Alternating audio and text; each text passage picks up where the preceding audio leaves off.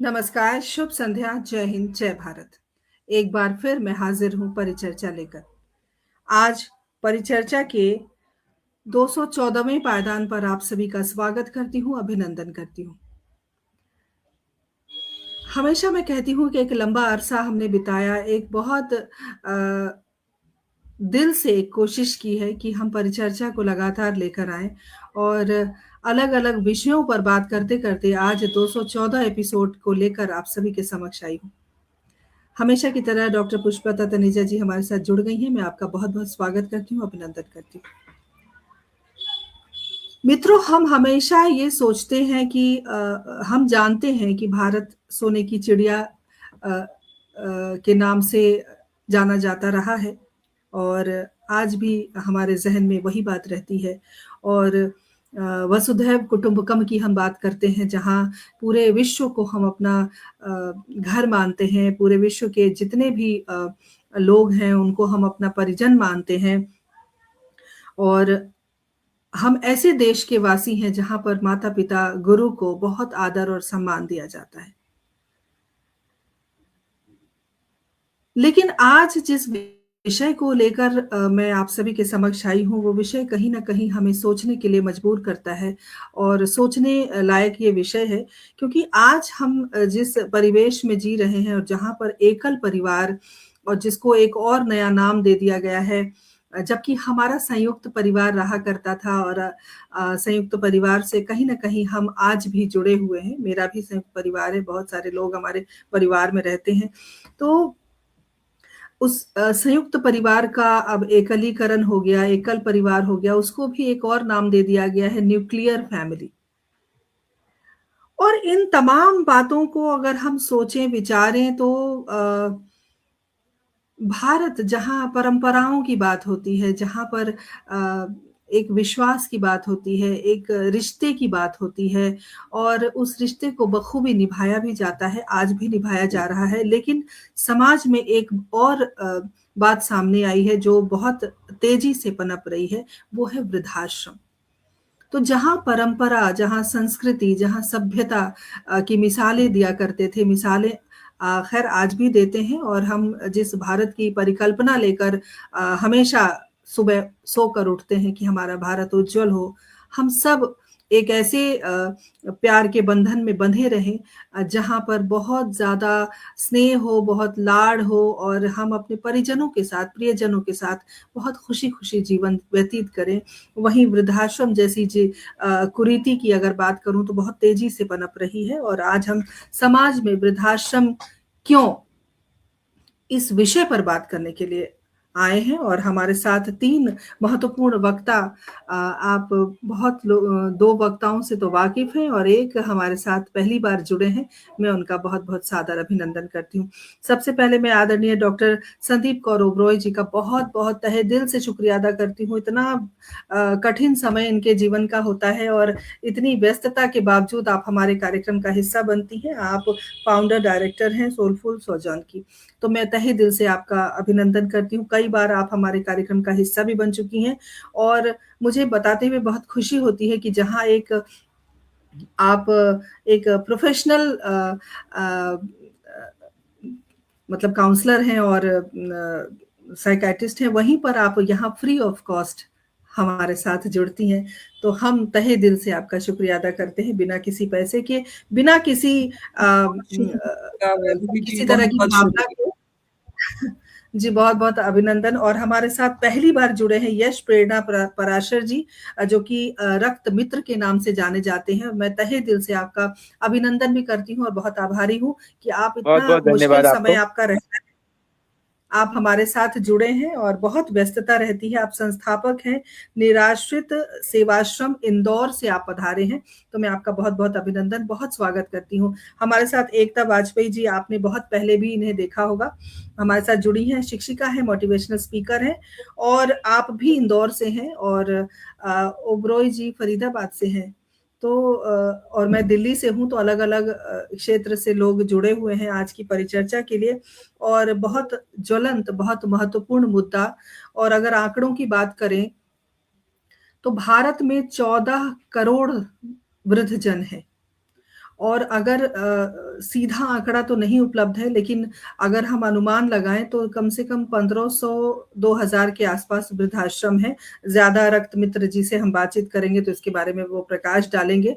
और मैं सच में मुझे लगा कि इस विषय पर जरूर बात करनी चाहिए, क्योंकि जहां मैंने पहले भी कहा कि परंपरा की हम बात करते हैं, हम सभ्यता संस्कृति की बात करते हैं, हम भारत की बात करते हैं, और भारत में माता पिता को बाहर नहीं रखा जाता।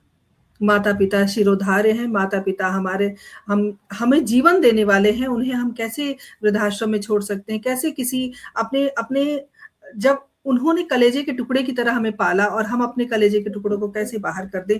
तो ये जो एक ज्वलंत मुद्दा है, एक अभिशाप है हमारे समाज के लिए, इस विषय पर हम चर्चा करने आज आए हैं। तो मैं तहे दिल से आप सभी का शुक्रिया अदा करती हूँ। और डॉक्टर संदीप से मैं चाहूंगी कि संक्षेप में आप इसकी भूमिका दें ताकि हम इस कार्यक्रम को आगे लेकर जाएं। जी। शुक्रिया वैभवी जी। मेरे साथ और भी बहुत इस तरह इस फील्ड से जुड़े हुए लोग हैं और आपने बहुत अच्छी शुरुआत की।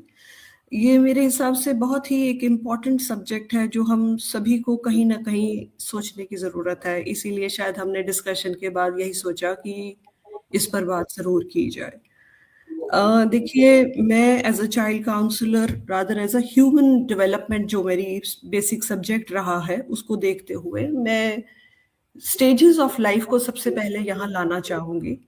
जैसे हम दिन में एक सूरज की मूवमेंट को देखते हैं कि सूरज नीचे से कैसे उगता है। एक टाइम आता है, एक पीक टाइम है, नून टाइम जैसे हम कहते हैं, दोपहर के टाइम चढ़ा हुआ ऊपर बिल्कुल, जिसे हम ज्वलंत जब कहते हैं कि बिल्कुल अपने तेज पर है, और उसके बाद शाम को अस्त हो जाता है। अगर हम एक ह्यूमन लाइफ के साइकिल को देखें तो हमारी जिंदगी भी इसी तरह ही है कहीं ना कहीं। स्टेजेस ऑफ लाइफ को देखिए, बचपन में हम किसी तरह शुरुआत करते हैं, डिपेंडेंस है, हर तरह की डिपेंडेंस है जिसके लिए हमारे पास आसपास हमारे माँ बाप होते हैं, हर समय होते हैं, हमारी हर तरह की तक जरूरत को देखा जाता है। फिर देन कम्स अ टाइम, धीरे धीरे हम एक जो हमारी एक स्ट्रगल या डिपेंडेंस की लाइफ से हम एक इंडिपेंडेंट लाइफ पर आ जाते हैं। एक पीक वाली जो लाइफ होती है एडल्टहुड, जिसमें हम अपना बेस्ट कर सकते हैं, best in terms of resources, physically हम इक्विप्ड हैं, सब कुछ करने के काबिल हैं, financially, otherwise resources, material resources, intellectually हम सबसे जैसे कह सकते हैं फिटेस्ट स्टेज में होते हैं। बट फाइनली हर इंसान को इस स्टेज के बाद एक नेक्स्ट स्टेज पर जाना होता है, and that is the stage of decline, जैसे सूरज अस्त हो रहा होता है। तो जब वो धीरे धीरे धीरे चीजें सरेंडर करनी पड़ती हैं, कुछ ऑटोमेटिकली बाय नेचर और कुछ सर्कमस्टांसेस की वजह से, तो मुझे लगता है कि स्टेज सभी के ऊपर आएगी और इस चीज को, इस यूनिवर्सल लॉ को कोई भी चेंज नहीं कर पाएगा। तो हमारी इस समय पर इस डिस्कशन के थ्रू मुझे लगता है इस चीज पर हमें ज्यादा रोशनी डालने की जरूरत है कि हम इस सिचुएशन में अपना रोल किस तरह बेस्ट अदा कर पाए। और अगर हम इंडियन सिस्टम को देखें, जहां कल्चरली हम एक ऐसी फैमिली है जिसको वेस्ट देखता है, वेस्टर्न सोसाइटी हमारी तरफ देखती है।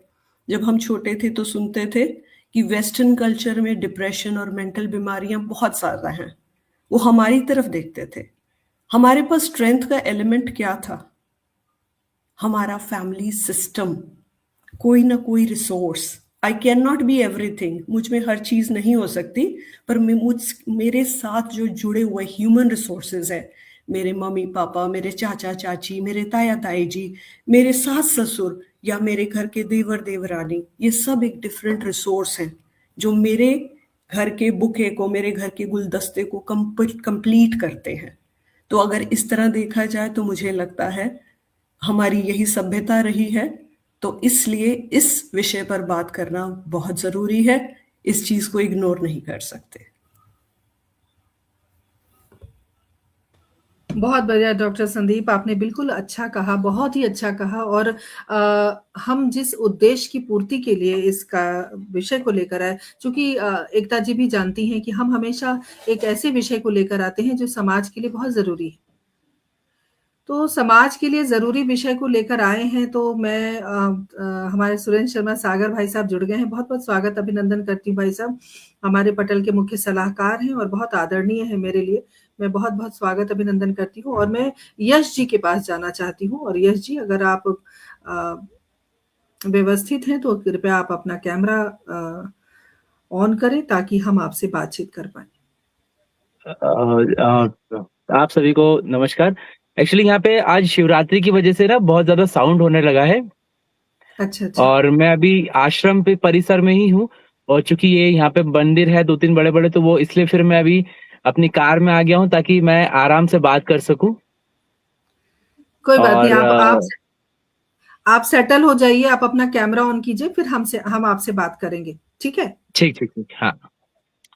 ठीक है, तो हम चलते हैं एकता जी के पास जब तक यश जी अपना कम देखिए ये भी एक वक्ता की ज़िम्मेदारी होती है कि आप अगर किसी कार्यक्रम से जुड़े हैं, तो आप कितनी अपने आप को कितना व्यवस्थित रख सकते हैं। तो मैं बहुत शुक्रिया अदा करती हूँ यश जी, आपने उस बात को समझा और अपने लिए जगह ढूँढ रहे हैं, ये भी और देखिए यश जी एक ऐसे व्यक्तित्व हैं जिन्होंने अपने दम पर एक ऐसे आश्रम की स्थापना की है, जो इंदौर में है और आश्रम में वैसे लोग हैं जो सड़क पे पाए जाते हैं, जो बेघर होते हैं, जो बहुत दीन होते हैं और उनको ज़रूरत होती है और ऐसे में ये काम करते हैं तो मैं पूरी टीम की ओर से और बिल्कुल मैं समाज की ओर से, देश की ओर से मैं आपका अभिनंदन करती हूँ, आप बहुत नेक कार्य कर रहे हैं।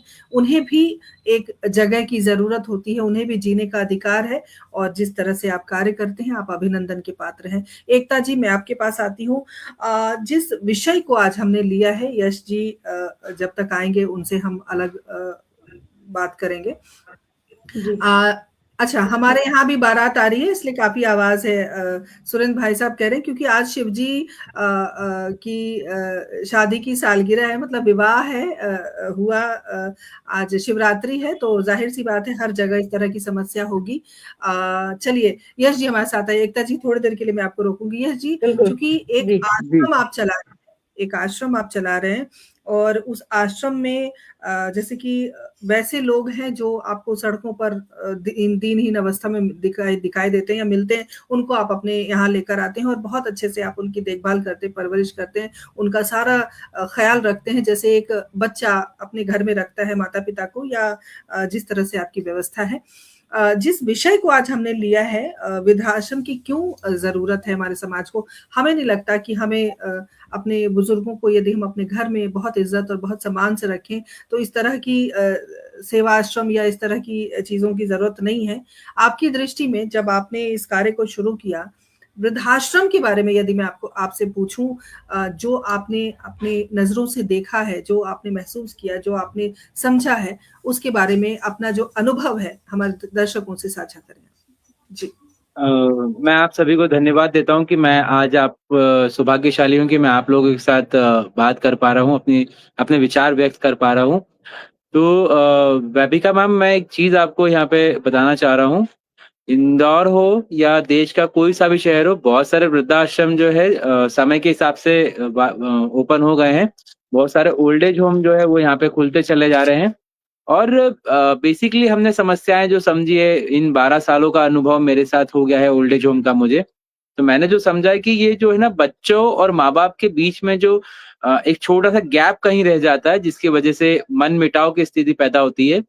और वो मन-मुटाव की स्थिति इस लेवल तक आ जाती है कि व्यक्ति अपना घर-परिवार छोड़ने पे मजबूर हो जाता है।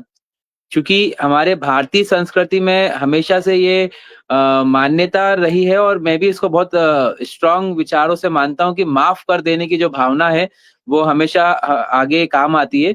तो ऐसे कई केसेस मैंने देखे हैं यहाँ पे, जहाँ पे बच्चे अपने माता-पिता के साथ दुर्व्यवहार करते हैं और माता-पिता बच्चों को माफ़ कर देते हैं और वो अपने आप स्वतः ही किसी वृद्धाश्रम में जाके बच्चों को माफ़ करके अलग जीवन जीने लगते हैं। और कई केसेस ऐसे भी देखने को मिले कि बच्चों द्वारा घरेलू हिंसा करके अपने माँ-बाप को घर से निकाल दिया गया है और वो मजबूरीवश भी जो है वृद्धाश्रम जाने लगे। अब जो आज के कार्यक्रम की रूपरेखा है कि वृद्धाश्रम समाज में क्यों ज़रूरी है, तो इसका उत्तर तो मैं इस प्रकार देना चाहूँगी, बच्चों में पेशेंस लेवल कम हो गया है। इस वजह से समाज में वृद्धाश्रमों की जो है गिनती बढ़ती जा रही है और सबसे महत्वपूर्ण बात यही है कि जब हम छोटे थे या आप छोटे थे तो हमने कई बार गलतियाँ करी हैं। कई बार गलतियों के बावजूद हमारे पेरेंट्स ने कभी ये नहीं सोचा कि अरे यार ये इतनी सारी गलतियाँ हो रही है, इतनी बार इसको समझाना पड़ रहा है, क्यों ना इसको अनाथ आश्रम छोड़ दिया जाए। हमारे पेरेंट्स ने हमें बहुत पेशेंस के साथ हैंडल किया, पेशेंस के साथ इस लायक बनाया है कि हम समाज में उनके नाम की वजह से खड़े हैं। यदि आप किसी भी बच्चे के साथ उसके पेरेंट्स का नाम हटा दीजिए, तो वो उसका जीने का आधार ही खत्म हो जाएगा। मतलब उसके पास कुछ रहेगा ही नहीं। जैसे आपको एक बहुत फेमस वाकया याद होगा कि एक बार भगवान राम जो है, उनके सामने एक प्रश्न आ जाता है कि लक्ष्मण को जो है मृत्यु दंड का मतलब उनको सुनाना होता है कि मृत्यु दंड देना होता है लक्ष्मण को। तो भगवान राम भी धर्म संकट में आए थे कि मैं अपने अनुज, अपने छोटे भाई को मृत्युदंड कैसे दूं? तो हनुमान जी उनको एक मतलब एक सुझाव देते हैं कि आप लक्ष्मण जी के साथ अपना नाम हटा लीजिए। तो जब आपका नाम हट जाएगा तो मृत्युदंड के बराबर ही होता है। तो मेरा कहने का मतलब आशा यही है कि अगर हमारे माँ-बाप हमारे साथ अपना नाम हटा लेंगे तो हमारे जीवन एकदम निराधार हो जाता है। तो पेशेंस लेवल जो है बच्चों का, वो बिल्कुल समाप्त हो चुका है। जिस तरह से बच्चे अब जो है माँ-बाप को समझ ही नहीं पा रहे हैं। इवन बच्चे जो हम हैं, हमारा भी कोई अगर बच्चा जैसे मैं तो अनमैरिड लेकिन मैं अपने आस-पास देखता हूँ कि जिनके बच्चे रो रहे हैं छोटे-छोटे, तो वो बच्चों के हाथ में मोबाइल दे देते हैं क्योंकि माँ-बाप में भी अब वो पेशेंस नहीं रहा है कि वो पेशेंस के साथ अपने बच्चों को भी चुप करा दें, तो वो अपने बच्चों को मोबाइल खेलने को दे देते हैं और समझते हैं कि उन्होंने बच्चों को अच्छा चुप करा दिया है। मतलब वो शांत हो गए। लेकिन एक फिर से एक बहुत बड़ा प्रश्न उठता है कि अब जो बच्चे हैं, वो अपने माँ-बाप को नहीं रख रहे हैं और बच्चे जो है, जिनके अपने बच्चे हैं, वो अपने बच्चों को इस तरह से समझ रहे हैं कि वो उनको पाल रहे हैं। लेकिन आज जब आप किसी से बात करें तो वो आपसे एक ही शब्द कहता है कि अरे हम अपने बच्चों को पाल रहे हैं, अच्छा पाल रहे हैं। मैं बुजुर्गों से बात करता हूँ तो बुजुर्ग भी यही कहते हैं कि हम अपने बच्चों को पाल रहे हैं। सब लोग पालने में लगे हैं, परवरिश देने में कोई नहीं लगा हुआ है। लेकिन बात सिर्फ शब्दों की है, अगर आप पालने को बात चले जाओगे कि मैं अपने बच्चों को पाल रहा हूँ, तो वो बहुत खूब, पलेंगे ही। बहुत जी, मैं अगर बच्चों को पाल रहा हूँ तो वो पलेंगे ही और कहीं न कहीं जीव-जंतु जो होते हैं, वो भी अपने बच्चों को पाल लेते हैं। लेकिन मनुष्य हैं हम, हमारे पास एक अधिकार है कि हम बच्चों को परवरिश दे सकते हैं। तो कहीं न कहीं परवरिश का ही नतीजा होता है कि हमें इस तरह क्या का बात है! समाज लाख सामने लाख देखने रुपए को की मिल रहा बात है। आपने कह दी है।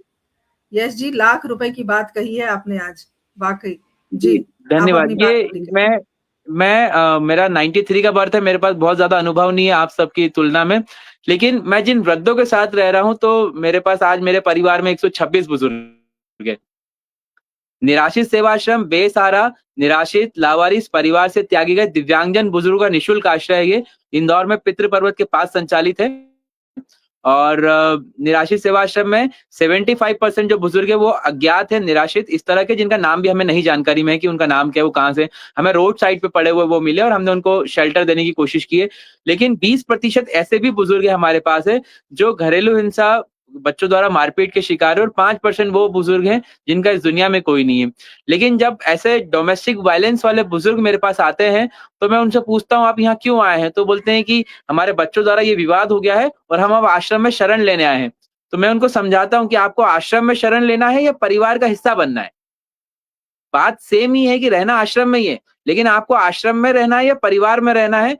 तो बुजुर्गों का ये रहता है कि उनको परिवार में रहना है, तो मतलब ये फिर आश्रम नहीं, ये आपका परिवार है, जिसमें आप आराम से जी सकते हो। लेकिन अगर आपने मन में ये विचार कर लिया है कि आप सिर्फ आश्रम में रह रहे हो, तो फिर आप आश्रम में ही रह पाओगे, आप परिवार का सदस्य नहीं बन पाओगे। सिर्फ विचारों का खेल है। जैसा मैंने बताया कि अब मेरे बहुत परम मित्र हैं, मैं नाम नहीं कहूँगा क्योंकि ये लाइव चल रहा है। मेरा एक परम मित्र है, उसको अपने बच्चे का एक एडमिशन कराना था स्कूल में। तो बच्चा जो है बहुत छोटा था, केजी फर्स्ट, केजी सेकंड का बच्चा था और इंदौर की एक बहुत प्रोमिनेंट स्कूल है जहाँ पे बहुत ज़्यादा डोनेशंस और बहुत बड़ा स्कूल है जिसमें ऐसा लगता है। तो मैंने उसको समझाने उसने मुझे फ़ोन किया कि यश भाई मेरे बच्चे का एडमिशन करा दो आप, आपकी इतनी जान-पहचान है। तो मैंने उससे पूछा कि उसी स्कूल में क्यों? तो उसने ये मुझे जवाब दिया कि मैं आज अपने बच्चे पे इन्वेस्टमेंट करूँगा, तब कल मुझे रिटर्न आएगा। तो जब हम खुद अपने बच्चों के एक्सपेंसेस को, अपने बच्चों की स्कूल की फीस को, अपने बच्चों के द्वारा हम जो काम कर रहे हैं, हम उसको इस इन्वेस्टमेंट कहने लगे हैं, तो फिर इन रिटर्न तो फिर कभी भी गड़बड़ हो सकता है आपका।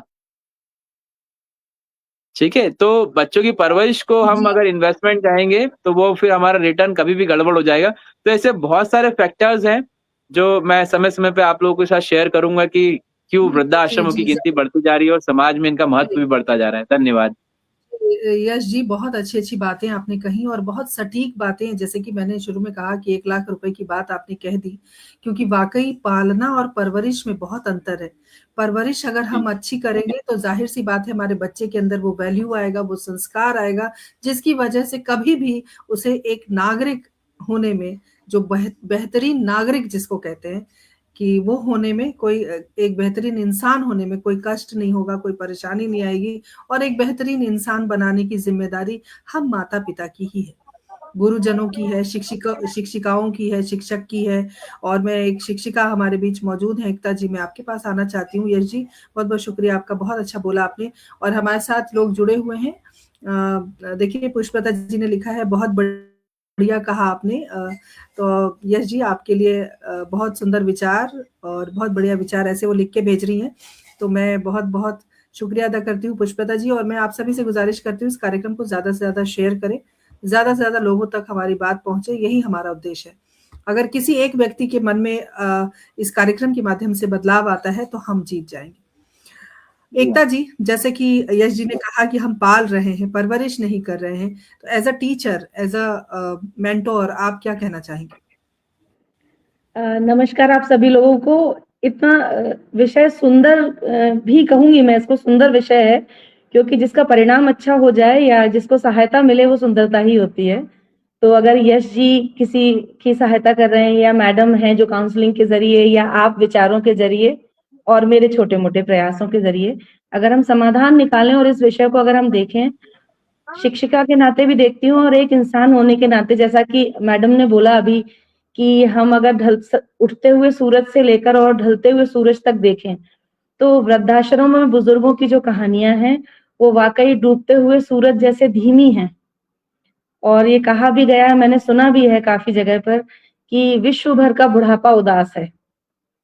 तो बुढ़ापे उदास इसलिए हैं, कुछ तो बायोलॉजिकल रीज़न्स होते हैं, पर कुछ समाज की उपेक्षाएँ उन्हें उदास करती हैं और शिक्षिका के रूप में अगर आप मेरे से पूछें, तो मैं अपने शैक्षणिक करियर में देखती हूँ कि जिस प्रकार से वातावरण चेंज हुआ है और जैसा कि हम कक्षाओं में तो बच्चों को एक जो मैडम ने अभी बोला था कि हम बोलते हैं ना कि स्टेजेस ऑफ लाइफ, तो उसमें एक स्व का भाव होता है, जो कि टीनेजर्स से स्टार्ट होता है। अगर मैं सही हूँ, अगर आप मुझे बताएँ, मैं बहुत ज़्यादा जानकार नहीं हूँ। तो एक स्व का भाव आता है बच्चे में, जिस वक़्त पर बच्चा अपने भीतर अपनी भीतर की असमानताओं से लड़ रहा होता है और बाहर समाज उससे कुछ और चाह रहा होता है। तो ये जो तालमेल है, जो सामंजस्य है, तो वो क्या करता है कि जो उसके भीतर की काली आदतें होती हैं, जो कि समाज उन्हें नहीं एक्सेप्ट करेगा, उन बुरी आदतों को कहीं भीतर छुपा लेता है। ये पहले भी हुआ करता था समाज में। ये स्टेज तब भी आया करते थे जब इन स्टेजेस की बात नहीं की गई थी फ्राइड के द्वारा या किसी और के द्वारा। स्टेजेस तब भी थी, पर परिवारों में इतने सारे लोग होते थे और इतनी अलग-अलग उम्र के लोग होते थे कि वो इन स्टेजेस को बड़ी आसानी से गुज़ार देते थे बच्चों के साथ। तो जब ये स्टेज बच्चों की आया करती थी और यही डेवलपमेंट की सबसे ज़्यादा टर्निंग पॉइंट वाली स्टेज होती है और इस समय पर आप सबसे ज़्यादा बच्चों को सँभाल लेते हैं।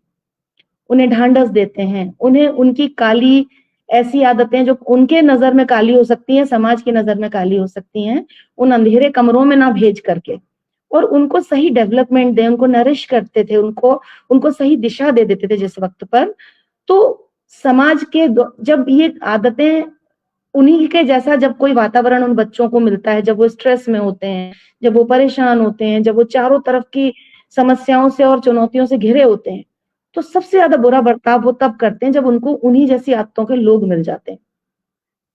तो वातावरण में ऐसी ही आदतों के लोगों का एक बंच बन गया है, जो सभी परेशान हैं और सभी की टीनेज बिगड़ी हुई है। सभी न्यूक्लियर परिवारों से गुजर कर आए हैं और सभी के माता-पिता इतना समय नहीं दे पा रहे हैं, जैसा कि यश जी ने भी अभी बताया कि समय की कमी हो रही है बच्चों के साथ में, तो बच्चों की परवरिश नहीं हो रही है। बच्चे सिर्फ पाले जा रहे हैं, जैसे हम डॉगी और कैट पाल लेते हैं, जानवर पालते हैं, तो वो उनके व्यवहार में कुछ ऐसा है जो एक हम क्या बोलते हैं कि हम इंसानों में कुछ एक अलग बात होती है, एक स्पार्क होता है। वो स्पार्क ही है जो एक दूसरे की सेवा, एक दूसरे से ममता, माफ कर देना, ये सारे गुण आते हैं। तो जब ये स्व का भाव आता है और ये जो भावनाएं जब अच्छी तरीके से नरिश करने का मौका नहीं मिलता, तो बच्चों को जो समझ आता है, वही बच्चे हैं जो बड़े हो गए हैं, अपने माता पिता की वयस्क संतान बनते हैं, जो टीनेज में अपने स्व के भाव को दबा देते हैं और उसको सही स्वरूप नहीं मिल पाता।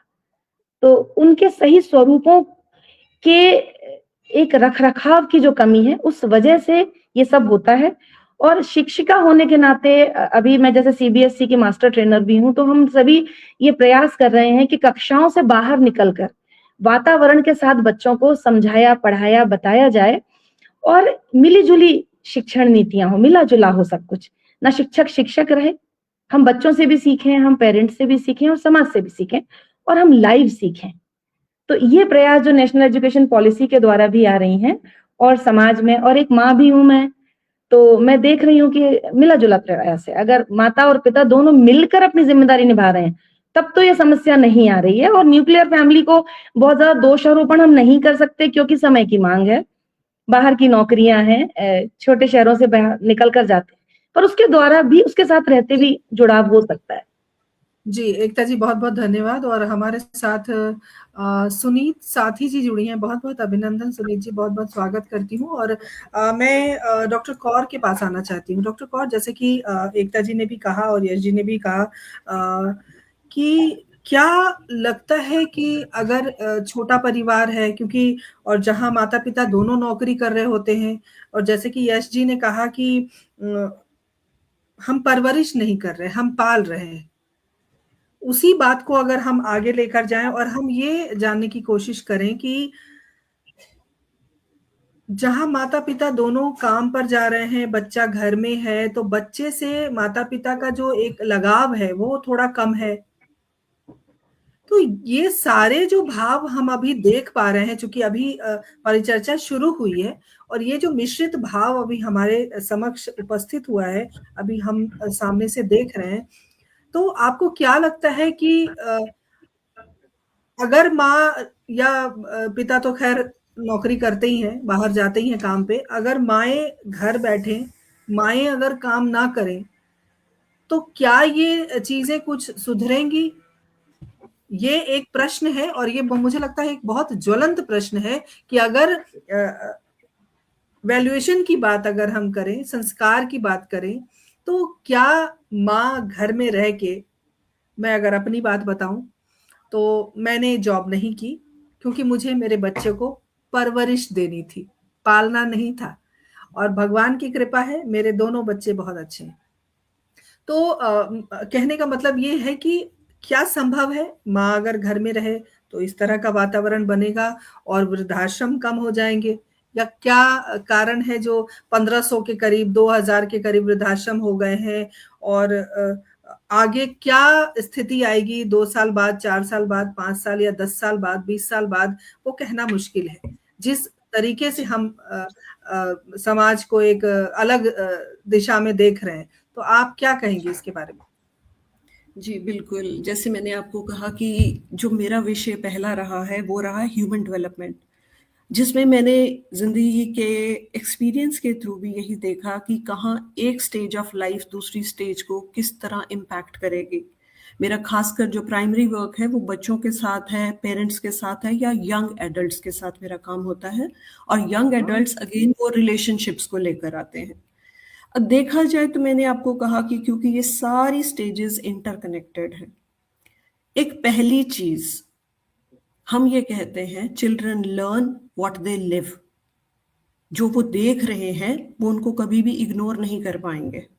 जो मैं उनको पढ़ा रही हूँ, मैं रटा रही हूँ, वो भूल जाएंगे। वो पर भूल अगर जाएंगे, वो मुझे रटेंगे नहीं। सही बात है, ये बिल्कुल सही है, ये पर प्रैक्टिकल है ये।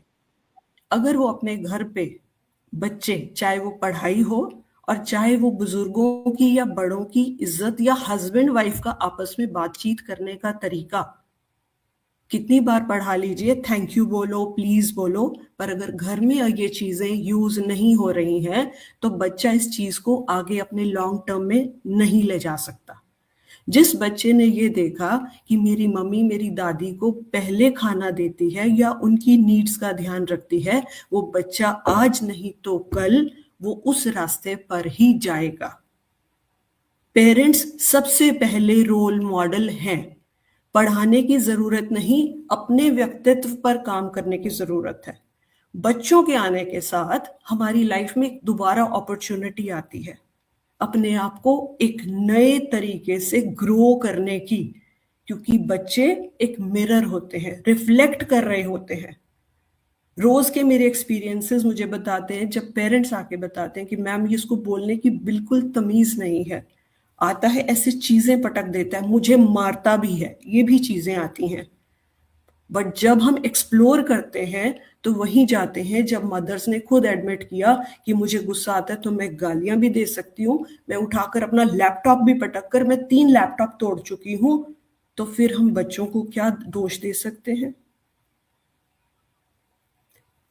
हम उनके रोल मॉडल हैं। हमें कुछ ज्यादा पढ़ाने की जरूरत नहीं, हमें परफेक्ट होने की जरूरत नहीं है।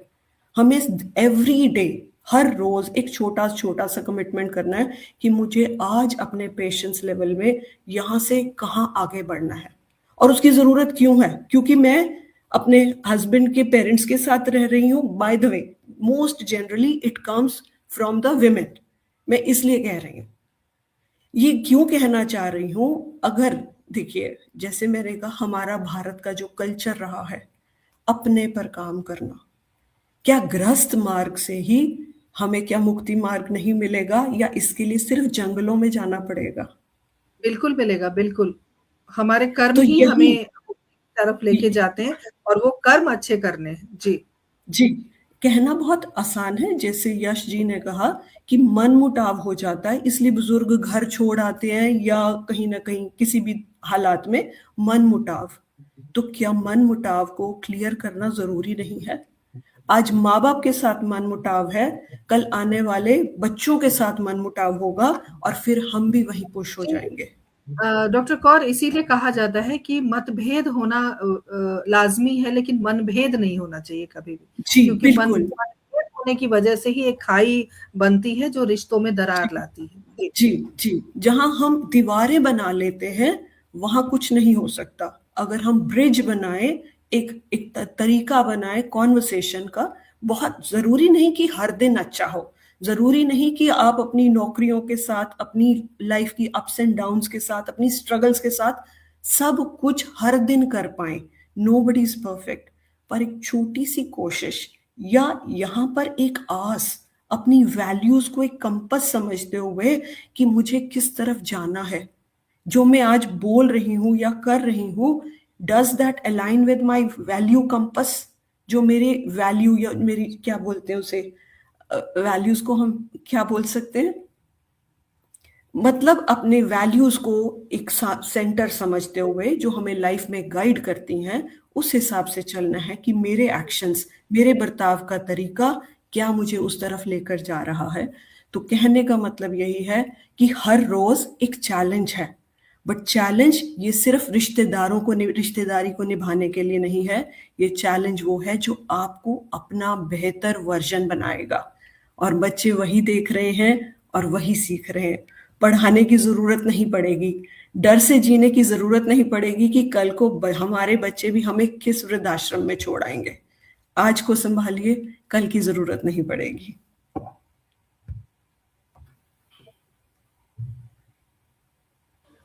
मेरी मेरी आवाज सुनाई दे रही है क्या आपको? आवाज आ रही है हाँ मेरी? जी बिल्कुल मैम, बिल्कुल आ रही है आपकी आवाज। मुझे लगा शायद कुछ दिक्कत आ गई है।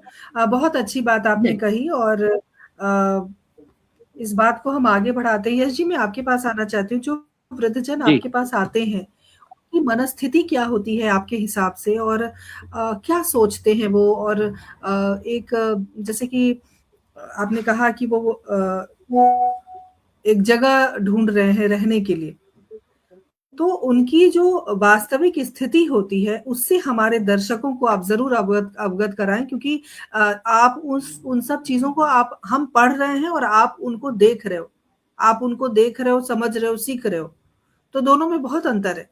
तो मैं चाहूंगी कि हमारे जी दर्शकों को आप उनकी मनस्थिति के बारे में बताएं। जी देखिए, इतने साल का अनुभव है, जितने भी वृद्ध हमारे यहाँ आते हैं, वो रोते हुए ही आते हैं। क्योंकि आप एक कल्पना करिए कि आपने पूरा जीवन मेहनत करके अपने बच्चों को बड़ा कर दिया है, अपने बच्चों को एक ऐसे मुकाम पे पहुँचा दिया है, जिसमें वो अपने जीवन में व्यस्त हो गए हैं। घर बनाया है। कई ऐसे माता-पिता बुज़ुर्ग जो माता-पिता अपनी यंग एज में गाँव छोटे-छोटे गाँव से शहर आए हैं। शहर में उन्होंने बहुत मेहनत करके लोन लेके प्रॉपर्टी बनाई है, घर बनाया है ताकि बच्चों के साथ वो सुखी से रह सके। और जब उनका वृद्ध समय आ जाता है, जब इनको सहारे की आवश्यकता होती है, तब किसी कारण से उनको वो घर छोड़ना पड़ता है, तो उनकी मनस्थिति तो बहुत बुरी हो जाती है और वो रोते हुए हमारे पास आते हैं। क्योंकि एक बात आप समझिए कि घर छोड़ना कोई छोटा-मोटा डिसीज़न नहीं है। मतलब अगर किसी व्यक्ति को मैं बोलूँ कि आपको अपना घर छोड़ना है, तो आप समझ लीजिए कि उसके लिए तो जीने-मरने जैसी बात हो जाती है कि ज़िंदगी भर जिस तरह से रहे हैं वो पूरा सब कुछ छोड़ के हमें कहीं अनजान जगह पे, अनजान व्यक्ति के सहारा बनना होता है। तो कहीं न कहीं वो बहुत बुरी स्थिति में हमारे पास आते ही हैं। और रही बात मनःस्थिति की, वो उनके अंदर बहुत सारा मतलब देखिए नफ़रत वग़ैरह तो होती है, लेकिन मैंने बस इतना समझा कि नफ़रत सिर्फ़ वहीं हो सकती है जहाँ पे प्रेम का अभाव है। लेकिन अगर प्रेम का अभाव हो गया तो नफ़रत पनपने लगती है और यही सिचुएशन जो है हमारे पास वृद्धों में कई बार देखने को मिलती है कि बच्चों द्वारा नशे के कर के उनको मार दिया जाता है, कई बार हाथ उठा दिया जाता है। तो वृद्धों के स्वाभिमान को ठेस पहुँचती है। हमारे पास अभी 2-3 लोग ऐसे हो गए हैं, जिनके बच्चों ने उनको नशा करके शायद मारा था 1-2 बार। उसके बाद वो घर छोड़ के हमारे पास आ गए। अब उनके बच्चों को गलती का रियलाइज़ भी है। वो यहाँ पे आए, उन्होंने उनके पैर छुए कि अब हमारे साथ वापस चलो। लेकिन वो वृद्ध ऐसे हैं कि नहीं, अब एक बार जब हाथ उठ गया है, तो अब हम घर तो नहीं जाएँगे। मतलब उनके स्वाभिमान को भी इस तरह का ठेस पहुँचा है। उनको उनसे नफ़रत नहीं है, उन्होंने कहा हमने आपको माफ़ कर दिया है, हम अपना जीवन जो है अब यहीं पे रहेंगे, लेकिन अब हम घर नहीं जाना चाहते। तो ऐसे भी कई वृद्ध हैं जो जिन्होंने अपने मन को इतना स्ट्रॉन्ग कर लिया है कि अब हमारे स्वाभिमान से बढ़कर हमारे बच्चे भी नहीं है। तो ऐसे इस केस में भी लोग हमारे पास आ जाते हैं और बाकी रोते हुए तो मैक्सिमम सभी लोग रोते हुए आते हैं, अपनी पीड़ा को यस सुनाते हैं, हम उनकी जी। पीड़ा समझते यश जी, हैं। जी। मैं आपसे एक बात और पूछना चाहती हूँ कि हमने देखा है, चूँकि हम सोशल मीडिया के माध्यम से आज की परिचर्चा कर रहे हैं और फ़ेसबुक के माध्यम से या यूट्यूब पर या इंस्टाग्राम पर हम बहुत सारे ऐसे रील्स देखते हैं, ऐसी वीडियोज़ देखते हैं, जिसमें देख रहे हैं कि वृद्धाश्रम वृद्धजन हैं, वो बहुत परेशान हैं या कई बार प्रताड़ित भी करते हुए वो वीडियो कुछ वायरल्स भी हो जाते हैं। तो इसमें कितनी सच्चाई है? क्या वाक़ई ऐसा कुछ होता है या सिर्फ़ फ़ेमस होने के लिए लोग इस तरह कर रहे हैं? देखिए, इसमें भी ना सिक्कों के दोनों पहलू की तरह बात की जा सकती है, क्योंकि मैं सब तरह का तो नहीं बता सकता, लेकिन ऐसा संभावना है कि कई वृद्ध आश्रमों में भी इस तरह की घटनाएँ हो जाती है कि बुजुर्गों के साथ अव्यवहार हो जाता है, जो उनके लिए भी अच्छा नहीं होता है। और कई ऐसे वृद्धाश्रम हैं जो उनको अपने माता-पिता की तरह भी सेवा दे रहे हैं। तो ये तो दोनों नहीं, तरह मैं की चीज़ें हो वृद्धाश्रम जाती की हैं। नहीं, यश जी, मैं किसी वृद्धाश्रम की बात नहीं कर रही हूँ।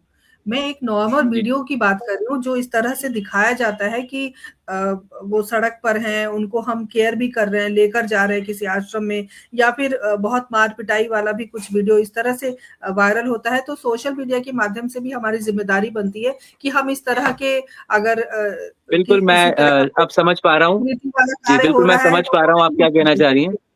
जी, तो ये बिल्कुल सच्चाई है, क्योंकि आप इंस्टाग्राम पे मेरे ही कुछ वीडियोज़ बहुत सारे देख सकते हैं, जहाँ पे यश पाराशर रक्त मित्र के नाम से आपको हमारी इंस्टाग्राम आईडी मिलेगी। तो आप उसमें देखेंगी कई ऐसे बुजुर्ग हैं, जो सड़क पे लावारिस पड़े हैं, जिनके हाथ-पाँव में कीड़े जैसे हो गए हैं, वो अपना स्वयं का नित्य कर्म नहीं कर पा रहे, गंदगी में पड़े, उनको उठाना, उनको रेस्क्यू करके, उनका ट्रीटमेंट करा के हम अपने आश्रम ले आते हैं। तो ये तो सच्चाई ही है समाज की कि आप ये सारे वीडियो जो है हमारे इंस्टाग्राम आईडी पे देख भी सकते हैं। यश पाराशर रक्त मित्र नाम से इंस्टाग्राम आईडी है। आप उसमें देखेंगे, अभी रिसेंटली उसमें एक मैंने वीडियो डाला है। मैंने इंदौर जैसे शहर में मेन एबी रोड पे एक बुजुर्ग माँ को नेकेड अवस्था में मैंने रेस्क्यू किया है। आप सोच सकते हो कि कितनी कितनी बुरी बात है कि नेकेड अवस्था में एक बुजुर्ग माँ का मिलना।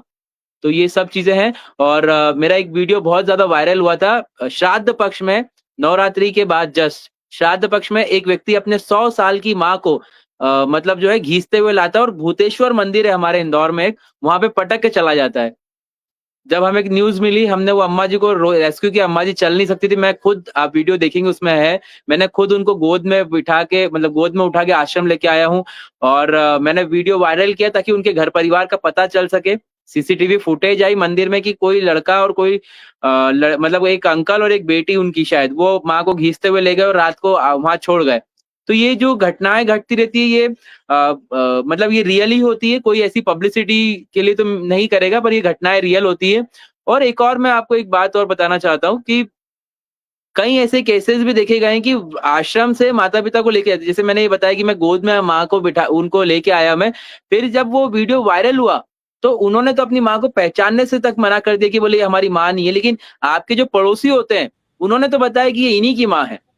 तब जब समाज से उनको प्रेशर आया कि तुम अपनी माँ को वहाँ छोड़ के आ गए हो, तो उन्होंने समाज और लोग बिरादरी के डर से आश्रम आए अपनी माँ को लेने के लिए, लेकिन उनके अंदर वो ग्लानि के भाव नहीं है।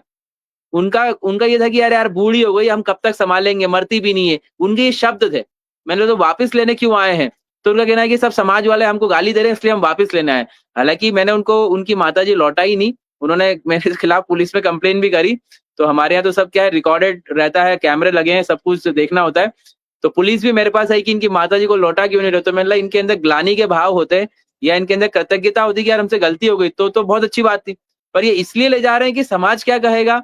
तो मिल रहा है इसके लिए इनको नहीं ले जाना चाहिए। जी, तो यश ये जी, सारे वीडियो कुछ ऐसे, हाँ, बिल्कुल। कुछ ऐसे लोग भी हैं जो बहुत पैसे वाले हैं और वो भी अपने माँ-बाप को वृद्धाश्रम में छोड़ देते हैं, तो ये क्या कारण आपको बिल्कुल। लगता है? क्योंकि उनके पास तो बहुत सारा मैम पैसा है, वो किसी को देखिए बात रख भी सकते हैं हेल्पर के लिए घर में, तो वो क्यों छोड़कर जाते देखिए हैं? मैं आपको बता दूँ, बात पैसे से संस्कार नहीं आ जाते, बात फिर वहीं की वहीं आ जाएगी।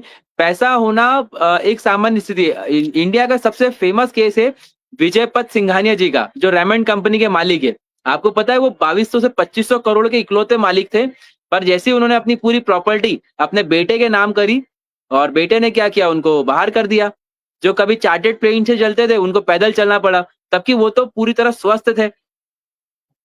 तो ऐसे पैसे होना ही माँ-बाप की सेवा हो जाएगी, ऐसा नहीं होता है। बच्चों के अंदर पेशेंस लेवल जो खत्म हो चुका है, इस वजह से वो अपने माँ-बाप से छुटकारा पाने में लगे रहते हैं। लेकिन मैं एक आपके शो के माध्यम से एक बहुत अच्छी बात भी बताना चाहता हूँ। अगर केवल 2000 वृद्धाश्रम इंडिया में काम कर रहे हैं, तो 2000 वृद्धाश्रम मान के चलिए 8000 बुजुर्ग होंगे मोटा-मोटा। 80,000 बुजुर्ग होंगे मोटा-मोटा, लेकिन 80,000 बुजुर्ग अगर आश्रमों में हैं, तो आप समझिए 80 लाख बुजुर्ग अपने बच्चों के साथ भी रह रहे हैं। ये सबसे अच्छी बात तो ये है। वृद्धाश्रम में रहने वाले बुजुर्ग तो मुट्ठी भर है मात्र, लेकिन हम सिर्फ वो देख पा रहे हैं कि वृद्धाश्रम में बुजुर्ग हैं, तो वो तो सिर्फ मुट्ठी भर है। मतलब मैंने बताया ना 2000 वृद्धाश्रम है, तो 2000 वृद्धाश्रम में 80,000 बुजुर्ग होंगे, लेकिन 80 लाख बुजुर्ग अपने बच्चों के साथ बहुत सम्मान से जी रहे हैं। हमें वो भी देखना बिल्कुल, चाहिए एक बार। बिल्कुल यश जी, बिल्कुल सही कहा आपने, लेकिन हम चाहते हैं कि वो मुट्ठी भर वृद्धाश्रम भी ना रहे समाज में। हम इस कामना के कारण हम इस परिचर्चा को लेकर आए हैं कि हम इस तरह की व्यवस्था नहीं चाहते हैं समाज में। हर बुजुर्ग अपने बच्चों के साथ अपने घर में रहें, सुरक्षित रहें। डॉक्टर संदीप, मैं आपके देखिए, पास आना चाहती मैं एक हूँ। जी, छोटी-सी बात और बोलना चाहता हूँ। एक छोटी-सी, एक तो आपने ये पहलू बता ही दिया है कि हम चाहते ही नहीं है कि वृद्धाश्रम समाज में रहें, उनके बच्चों के साथ रहें। लेकिन एक और ऐसी कैटेगरी है जो जीवन भर अकेले रहे, ना उनके बच्चे हैं, ना उनके पास प्रॉपर्टी मज़दूरी करके या उन्होंने अपना जीवन यापन किया है, जिनके बच्चे भी नहीं है। ऐसे भी कई वृद्ध हैं जो वृद्धावस्था में उनको सँभालने वाला ही कोई नहीं है। यहाँ तो हम बात कर रहे हैं केवल बच्चे हैं, वो सँभाल नहीं रहे, लेकिन ऐसा भी एक बहुत बड़ा तबका है समाज में जिन्होंने जीवन में उनके बच्चे नहीं थे, जिनको सँभालने वाला कोई नहीं था, उनके लिए भी एक ऐसे आश्रय की बहुत आवश्यकता है, जो मुझे लगता है कि उनके लिए तो होना ही चाहिए। धन्यवाद। बिल्कुल सही कहा आपने, सरकार और समाज की ज़िम्मेदारी है। डॉक्टर संदीप, एक बड़ी बात, एक जैसे कि यश जी ने कहा कि एक ऐसा तबका भी है जहाँ पर बच्चे नहीं है, प्रॉपर्टी नहीं है, तो वो कहाँ जाएँगे? तो समाज की जो भूमिका है, वो कितनी ज़रूरी है, और जिस वैल्यू की आप बात कर रही थी, मुझे लग रहा था मेरी आवाज़ नहीं आ रही। वैल्यू मूल्य को कहते हैं, महत्व को कहते हैं, जो आप हिंदी वर्ड पूछ रही थी।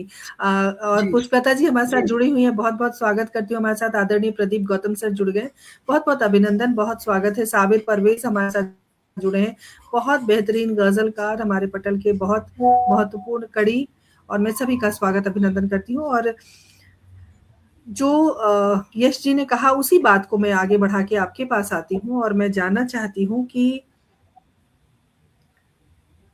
जब हम इस तरह की चीज़ें देखते हैं और जैसे कि इन्होंने कहा कि बहुत बड़ा तबका है जो इस तरह के लोग हैं, उनको भी सहारे की ज़रूरत है। तो समाज की एक अपनी भूमिका होनी चाहिए। तो समाज कब हस्तक्षेप करेगा? समाज कब अपना अपना कदम कब उठाएगा और कब समाज को लगे कि उसकी भी ज़िम्मेदारी है? जी। जी, बिल्कुल ठीक है। मैं उससे पहले एक तरफ आपको और लेकर जाना चाहूँगी। मैं इस प्रोग्राम के थ्रू कुछ टिप्स देना चाहती हूँ, जो जहाँ हमने कहा कि 80 लाख बुज़ुर्ग घर में रह रहे हैं। मेरे हिसाब से 80 लाख से बहुत ज़्यादा बुज़ुर्ग हैं जो घरों में रह रहे हैं। भले वो अभी तक वृद्ध आश्रमों में नहीं गए या उन्होंने नहीं कभी सोचा, बहुत अच्छी बात है, ना जाने की कभी ज़रूरत पड़े। पर जब यश जी ने बात शुरू की, उन्होंने सबसे पहली चीज़ कही थी मन-मुटाव घर पर। तो मन-मुटाव कहाँ आते हैं? मन-मुटाव किसी का भी हो सकता है, किसी एज का हो सकता है, किसी भी 2 लोगों का हो सकता है। तो मैं कुछ चीज़ों को यहाँ पहले क्लियर करना चाहूँगी, जो लोग भी इस प्रोग्राम के थ्रू हमें सुन रहे हैं। पहली चीज़ ये, जैसे हम लोग घर पर क्यों मनमुटाव आते हैं, हम बुजुर्गों के व्यवहार से क्यों चिढ़ जाते हैं, जैसे वो लगातार फ़ोन करते हैं, हम बाहर हैं, पहुँच गए, कब पहुँचेंगे, कब आओगे, कोरियर कब आएगा, आपने बोला था वो 3 बजे तक आ जाएगा। वो जो बार-बार वो एक कनेक्शन बनाते हैं। हम लोग क्या समझते हैं कि कितना परेशान कर रहे हैं, कितना माइक्रो मैनेज कर रहे हैं हमें, जो एक हमें ऐसा लगता है जैसे कंट्रोल कर रहे हैं। मैं अपनी उम्र के लोगों की बात कर रही हूँ इन जनरल। तो हमें क्या लगता है कि वो हमें माइक्रो मैनेज कर रहे हैं या हमें कंट्रोल करने की कोशिश कर रहे हैं, या बार बार इंस्ट्रक्शंस देते हैं, खाना ऐसे बना लो, चीज़ों को ऐसे रखना, ऐसे लेकर जाना, बोला था ना बार बार। तो बेसिकली उनका जो लाइफ है, जैसे मैंने कहा, एक सूर्य अस्त की तरफ जा रही है, डिक्लाइनिंग रिसोर्सेज हैं, डिक्लाइनिंग एबिलिटीज हैं। तो इस स्टेज में उनके लिए जो रियलिटी के साथ, एक्टिव वर्ल्ड के साथ जो कनेक्शन है वो हम है। हमारा बात करने का तरीका, हमारा रिस्पॉन्ड करने का तरीका, हमारा उन्हें आंसर करने का तरीका, हमें उन्हें किस पेडेस्टल पर रख रहे हैं, वो चीज डिफाइन करती है उनकी आइडेंटिटी को। एक उम्र में इंसान को लगता है मैं सब कुछ कर रहा हूं, कर सकता हूं, मेरे बिना काम नहीं हो सकता। बट एक स्टेज वो आती है जब हर चीज धीरे धीरे हाथ से जा रही होती है, और क्योंकि आप ज्यादा एक्टिव नहीं है हर काम में, तो शायद आपको लगता है कि मेरी जरूरत ही नहीं है घर पे। एक्चुअली क्या होता है, मैसेज क्लियर नहीं जा रहा होता कि आपकी अभी भी जरूरत है, लेकिन वो out of fear, out of insecurity bar bar phone करते हैं। तो जो वो बार बार फोन करके पूछते हैं, मेरे ख्याल से हमें समझना चाहिए कि उसके नीचे तह क्या है। तह ये है कि they are guided by fear, they are guided by insecurity. तो हमें उस चीज को ये नहीं समझना कि वो हमें कंट्रोल कर रहे हैं।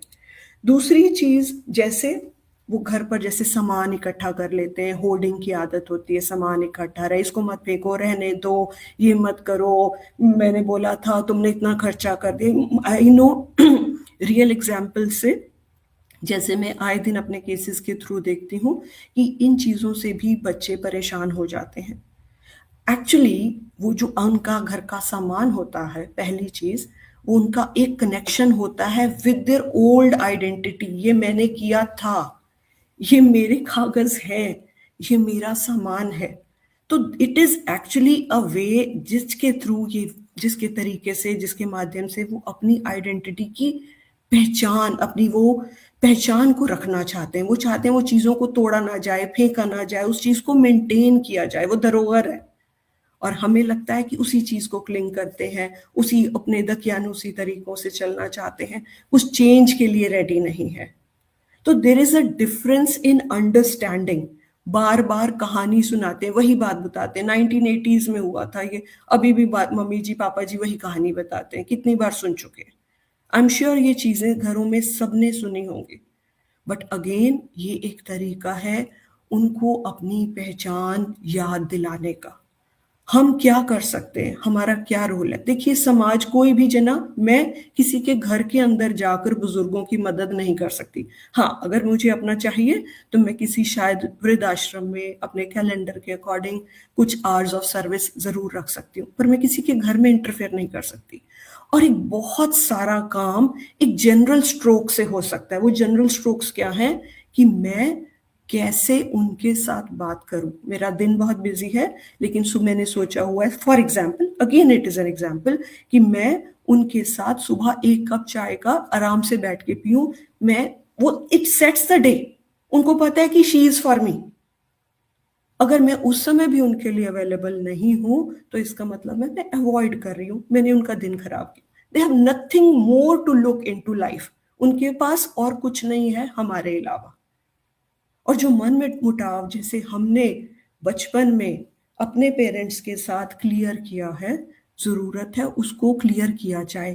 Tone matters. वो बहुत सेंसिटिव हो चुके हैं, वो बहुत डरे हुए हैं। मैं बहुत बहुत क्लियरली ये बात कहना चाहती हूँ।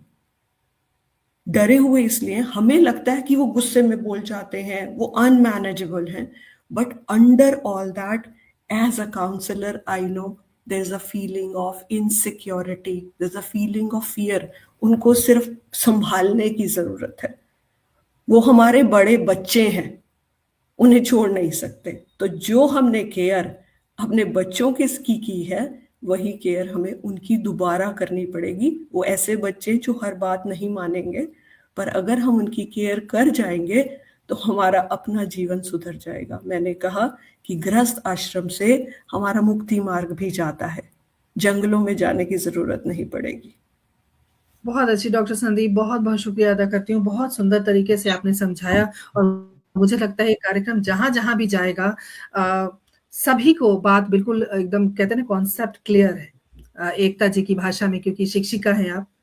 तो लेकिन एकता जी, एक प्रश्न आया है, वो प्रश्न मैं आपके पास लेकर आती हूँ। डॉक्टर तनेजा ने पूछा है कि क्या आजकल युवाओं के अंदर, युवा जो लोग हैं, युवा जो पीढ़ी है, उनके अंदर एक अहंकार आ गया है और ये अहंकार के कारण माँ बाप, जो अहंकार है वो माँ बाप सहते भी हैं और उसी के कारण जो मनभेद है वो बढ़ता जा रहा है। आपको क्या लगता है? वैभव जी, अगर इस सवाल की आप बात करें तो इससे जुड़े हुए पहले वाले जो आधार हैं, जो यश जी ने बोला, जो मैडम ने बोला कि यहाँ पर हम लोग ना इन्वेस्टमेंट कर रहे हैं, तो जो अहंकार वाली आप बात कह रहे हैं ना, उसमें इन्वेस्टमेंट हो रहा है बच्चों के ऊपर और पालना तो उनको हो रहा है। तो जब हम रिटर्न की बात करते हैं तो बाजार तो जोखिमों पर आधारित है, हम सुनते हैं ना, तो बाजार का जो हाल है वो जोखिमों पर आधारित है और जोखिम ऐसा कि सहा ना जाए। लेकिन अगर हम संतुलन की बात करें, जैसे मैडम बोल रही थी कि बड़े बच्चों की तरह पाला जाए उनको, तो उस जोखिम के अंतर्गत ही है कि उनकी जान का भी जोखिम है, उनके मनों का जोखिम है। लेकिन जो आप अहम की बात कर रही हैं, वो अहम जुड़ा हुआ है, जैसा कि बताया गया कि हर एक स्टेज हमारे जीवन की जो है वो हमारी पिछली वाली स्टेज से जुड़ी हुई है। तो अगर बच्चों में अहम का भाव आ रहा है, अगर बच्चों में विरक्ति आ रही है, अगर बच्चे आपको नहीं जोड़ पा रहे हैं, अगर बच्चे आपको नहीं सह पा रहे हैं, तो पिछली वाली स्टेजेस पर जाकर काम करना होगा। और अगर पिछली वाली स्टेजेस तक पहुंचने का रास्ता बंद हो चुका है तो जरूर ऐसा करना होगा कि हमारे मनों में माफियां आए। तो अगर बच्चों के अंदर अहम आया है तो सबसे पहली बात तो मैं आपको अपना पर्सनल बताऊं तो मैं जरूर कहना चाहूंगी, बच्चों में अहम नहीं आया है, बच्चे थक चुके हैं। क्योंकि आजकल एआई के जमाने में, चैट जीपीटी के जमाने में, अभी चैट तो हमारे वाले बच्चों पर आएगा, इससे पहले बदलाव इतनी जल्दी जल्दी हुआ है। अब मैं देखती हूँ सन 2000 में मेरी शादी हुई थी, उन 25 सालों में जितना बड़ा बदलाव आया उतना तब भी नहीं आया था जब हम लोग 25 साल तक के होने को पहुंचे थे।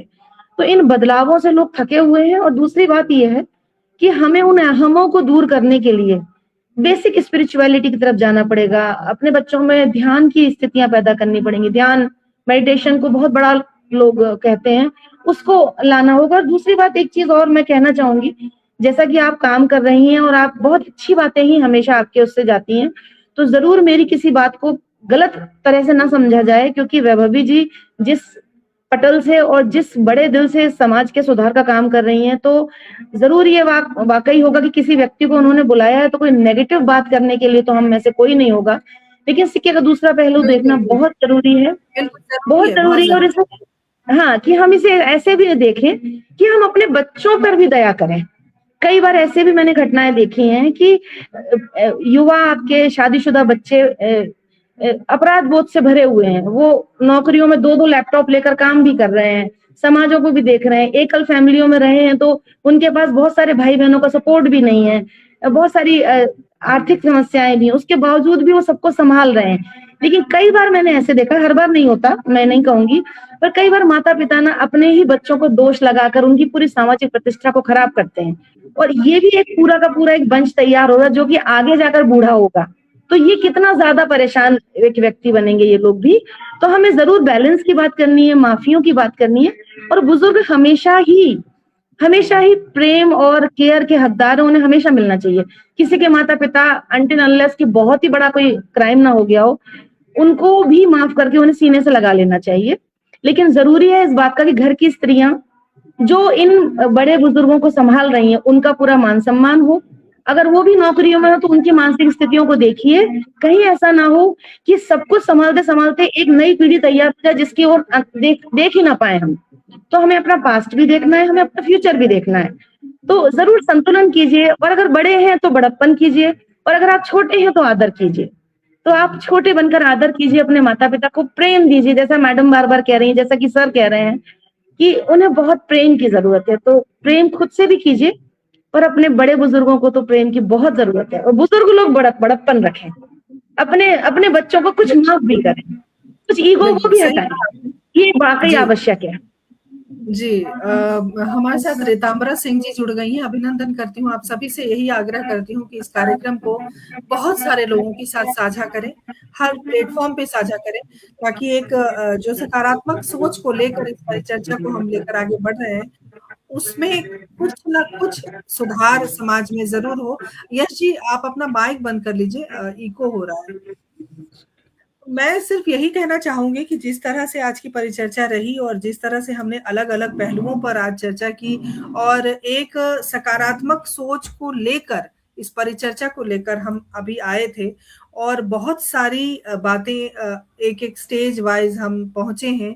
और कंक्लूजन के लिए मैं डॉक्टर संदीप के पास आना चाहती हूँ। इसलिए जरूरी है कि चूंकि बातें बहुत सारी हो गई, और छोटे छोटे संदेश के माध्यम से हम अगर कंक्लूजन भी निकालना चाहें तो वो भी पॉजिटिव ही रहेगा, वो भी सकारात्मक ही रहेगा। क्योंकि दुनिया को जब हम एक बनाने निकले हैं, जहां वसुधैव कुटुंबकम हमेशा हमने कहा है, तो थोड़ा जो सब्र है, जो थोड़ा जिसको कहते हैं पेशेंस लेवल, बहुत डाउन हो गया है लोगों का। लोग न भावनात्मक लगाव रख पा रहे हैं, न आत्मीयता है उनके अंदर, न उनके अंदर धैर्य रहा है। धैर्य धारण करना अति आवश्यक है मेरे हिसाब से। धैर्य रहेगा, सब कुछ सही चलेगा।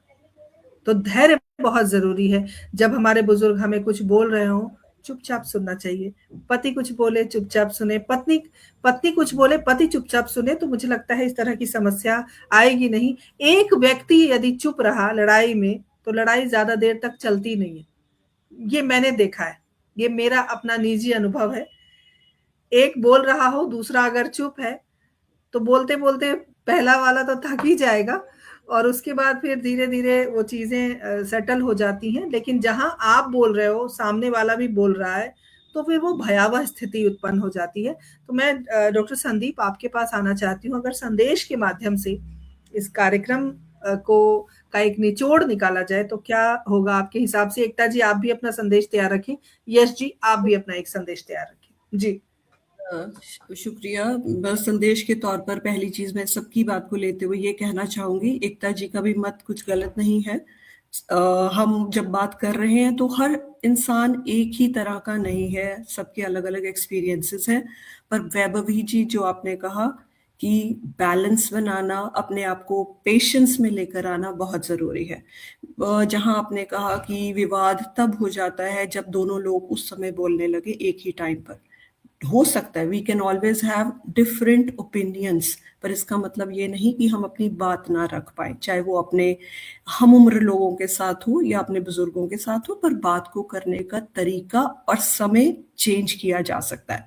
सिर्फ टोन को बदल लीजिए या सिर्फ टाइम को बदल लीजिए, आप देखिएगा घर पर लड़ाइयाँ नहीं होंगी, आई कैन बेट। और लास्ट चीज मैं ये कहूंगी सबके लिए कि जो एक आज एक इम्प्रेशन है या जो हमारी परिचर्चा का बेसिक विषय है, माँ बाप के लिए मैं कहना चाहूंगी, वो पेड़ की एक टहनी नहीं है जो ऑप्शनल है हमारे लिए कि वो हमारे घर में रहते हैं या हमने उन्हें रखा हुआ है। वो एक पेड़ की, हमारे पेड़ों की जड़ें हैं, उन्हें टहनी ना समझिए। और उसी हिसाब से हमें आगे बढ़ने की जरूरत है। हमारे बच्चे हमें देख रहे हैं और हमारा कल इसी पर निर्भर करता है। मेरी तरफ से यही फाइनल वर्ड रहेगा। बहुत बढ़िया। यश जी, आप क्या कहेंगे? जैसे कि मैंने संवाद के शुरुआत में ही कह दिया था कि ये सब चीजों के लिए पेशेंस, मतलब जो धैर्य बहुत जरूरी होता है। आज मैं अपने बारे में छोटा सा परिचय देता हूँ। मैं एक सिंगल पेरेंट चाइल्ड हूँ। मैं अपनी मदर के साथ रहा हूँ और मेरी मदर ने ही मुझे इस लायक बनाया है कि मैं कुछ कर पा रहा हूँ। आपने मेरा नाम देखा होगा तो यश प्रेरणा पाराशर, प्रेरणा मतलब मेरी मदर ही प्रेरणा है।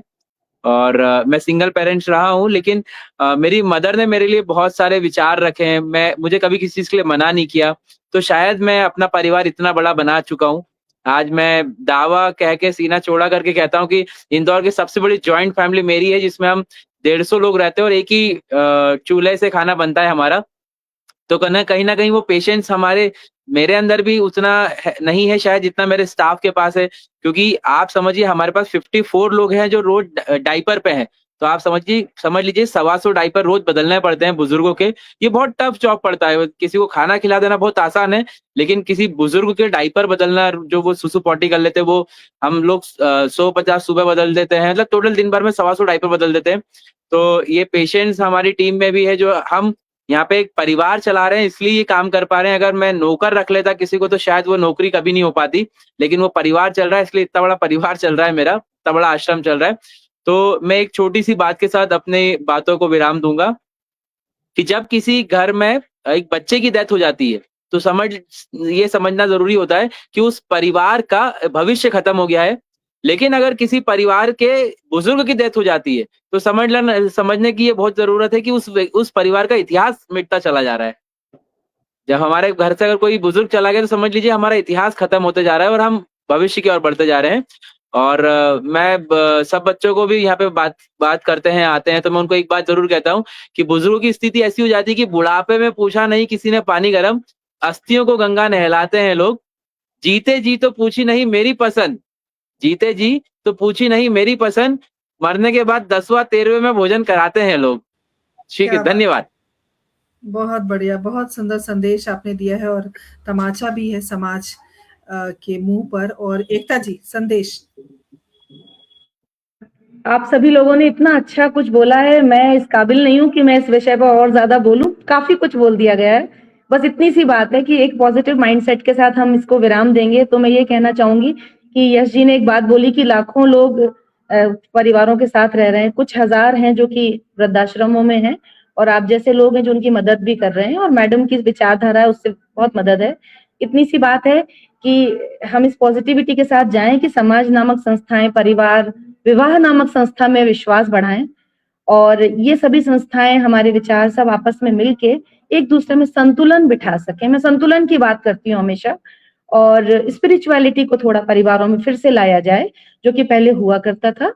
अगर स्पिरिचुअलिटी आएगी तो आप चाहे सच्चा या झूठा, जैसा भी आप अपने धर्म या अपने बिलीफ को मानते हो, लेकिन कहीं ना कहीं वो हमें पॉजिटिविटी और एक धर्म निभाने और धीरज रखने की बात करता है। तो मेरा तो एक ही संदेश है कि सभी लोग ध्यान में जुड़ें, किसी भी प्रकार से ध्यान और साधना में जुड़ें, जो कि मौन को, धैर्य को धारण करेगा और हमारे बुजुर्गों की स्थिति के लिए बहुत जरूरी है ये। बहुत बढ़िया एकता जी, बहुत बहुत धन्यवाद। यश जी, आपका भी बहुत धन्यवाद। और डॉक्टर कौर, आपका भी बहुत धन्यवाद। अपनी वाणी को मैं विराम दूंगी, आज की चर्चा को स्थगित करूंगी एक कहानी के साथ। रामायण में जब सीता जी का स्वयंवर हुआ था और स्वयंवर के बाद जब उनकी विदाई हो रही थी, तो उनकी जो माता थी महारानी सुनैना, उन्होंने अपनी बेटी को, क्योंकि चारों बहनें जो थीं, उर्मिला, मांडवी, सुकृति और माता सीता, उन सब की शादी राम, लक्ष्मण, भरत, शत्रुघ्न के साथ हुई थी। तो विदाई के दौरान उन्होंने एक बात कही थी, वो बात आज सभी माता-पिता के लिए है, सभी बच्चों के लिए है, और मुझे लगता है इस कार्यक्रम की सार्थकता तभी होगी। उन्होंने कहा था कि कभी भी अपने जो मायका है, मायके को कभी ऊपर मत रखना, ससुराल को कभी नीचे मत रखना, और जो एक तालमेल है, अहंकार मत लाना कि मैं राजकुमारी हूँ तो मैं ऐसे रहूंगी, ऐसे करूंगी। तो कहने का मतलब ये है कि एक महारानी होकर एक राजकुमारी को जब इस तरह की शिक्षा देती हैं, सिर्फ इसलिए कि वो किसी राज्य में जा रही हैं जो आपके राज्य का प्रतिनिधित्व करेंगी, आपके कुल का प्रतिनिधित्व करेंगी। हर स्टेज के लोगों के लिए है ये कि अपने-अपने बच्चों को वो संस्कार आप ज़रूर दें, जिस संस्कार की वजह से, और जो बच्चे हैं वो, जैसे कि संदीप जी आपने कहा कि बच्चे को कितना भी रटाओगे, तो वो जो बच्चा है वो रटा हुआ कभी याद नहीं रखता, वो जो देखता है वो सीखता है। तो अगर हमारे घर में बुजुर्गों की इज्जत हो रही है, अगर उनका सम्मान हो रहा है, उनकी दवाइयाँ टाइम पर आ रही हैं, उनका ख्याल रखा जा रहा है, उनकी देखभाल हो रही है, उनको अगर समय पे आप डॉक्टर के पास ले जाते हो, आप उनकी दवाइयाँ कराते हो, वो सारी चीज़ें बच्चे देखते हैं। तो जब आप बूढ़े होगे, मैं बूढ़ी होंगी, मेरा बच्चा अब स्वतः वो कार्य करेगा, उसे कुछ सिखाने की ज़रूरत नहीं है, ना उसे पढ़ाने की ज़रूरत है। तो जो पहली पाठशाला है वो आपका परिवार है, और इस कार्यक्रम के माध्यम से हम यही बात सब तक पहुंचाने की कोशिश कर रहे हैं कि वृद्धाश्रम जो मुट्ठी भर है वो भी ना रहे, और यदि रहे तो यश जी जो नेक कार्य कर रहे हैं, हम उन्हें बधाई देते हैं। आप वाकई बधाई के, अभिनंदन के पात्र हैं। इतना नेक कार्य आप कर रहे हैं, और 1 घंटे का समय आपके साथ हम ज़रूर बिताएँगे जब आपके बारे में हम बात करेंगे। और डॉक्टर कौर, मैं तहे दिल से शुक्रिया अदा करती हूँ, इतने ज्वलंत विषय पर जो चर्चा करने के लिए आपने हमें कहा, और ये बहुत ज़रूरी भी था कि हम समाज को एक नई दिशा दें, जिस दिशा के लिए पिछले 4 वर्षों से हम लगातार निर्बाध परिचर्चा लेकर आए हैं। तो अगली बार हम एक और ज्वलंत मुद्दे पर बात करने की कोशिश कर रहे हैं, हालाँकि ये भी बहुत ज्वलंत मुद्दा है, लिव इन रिलेशनशिप, जो कि हमारे भारत की परंपरा बिल्कुल नहीं रही है। जिस तरह से एकता जी ने कहा कि हम एक शादी वाली संस्था पर यकीन करें, हम समाज की संस्था पे यकीन करें, हम परिवार पर यकीन करें, वहाँ पर इस तरह की जो चीज़ें हो रही हैं, उनका भी हम खंडन करेंगे, और इसकी ज़रूरत कतई नहीं है हमारे देश में। तो ये भी एक ज्वलंत मुद्दा है, और बहुत सारे लोग मुझसे शिकायत भी करते हैं कि आप इतने भयंकर मुद्दों पर क्यों चर्चा करती हैं, आपको डर नहीं लगता? तो मुझे डर क्यों लगेगा? डर लगने का तो कोई प्रश्न ही नहीं है। जहाँ पर जागरूकता की बात आती है, वहाँ पे डर खत्म हो जाता है, क्योंकि हम लोगों को कुछ देने आए हैं, कुछ लेने नहीं आए हैं। तो इस परिचर्चा में आप तीनों का तहे दिल से मैं शुक्रिया अदा करती हूँ, बहुत-बहुत आभारी हूँ। इतनी सुंदर आपने चर्चा की, और इस वृद्धाश्रम के बारे में बात करते-करते कहीं न कहीं हम सब एक-दूसरे के घर में चले गए, और एक-दूसरे के घर में आस-पड़ोस में क्या हो रहा है, वो एक डॉक्टर ओबरॉय, जब आप बोल रही थी तो एक चित्र आ रहा था, चलचित्र जिसको कहते हैं सिनेमा, वो हम देख रहे थे, उसके घर में ये हो रहा है, उसके घर में वो हो रहा है। तो वो सारी चीज़ें, इवन मेरे घर में क्या हो रहा है, वो भी मैं देख रही थी कि कहीं गड़बड़ मेरे घर में तो नहीं है। तो इस तरह की चर्चा बहुत सार्थक रही है। मैं आप तीनों वक्ताओं का तहे दिल से शुक्रिया अदा करती हूँ। तमाम सुधी श्रोताओं का विशेष आभार व्यक्त करती हूँ। हमेशा की तरह आप हमारे साथ जुड़ते हैं, और अपने सुंदर-सुंदर संदेशों से हमारी ऊर्जा को बढ़ाते हैं। आप सभी का बहुत-बहुत धन्यवाद। अगली बार फिर चर्चा लेकर आऊँगी, तब तक के लिए आज्ञा दीजिए। नमस्कार, जय हिंद, जय भारत, शुभ रात्रि। धन्यवाद। बहुत-बहुत धन्यवाद आप सभी का।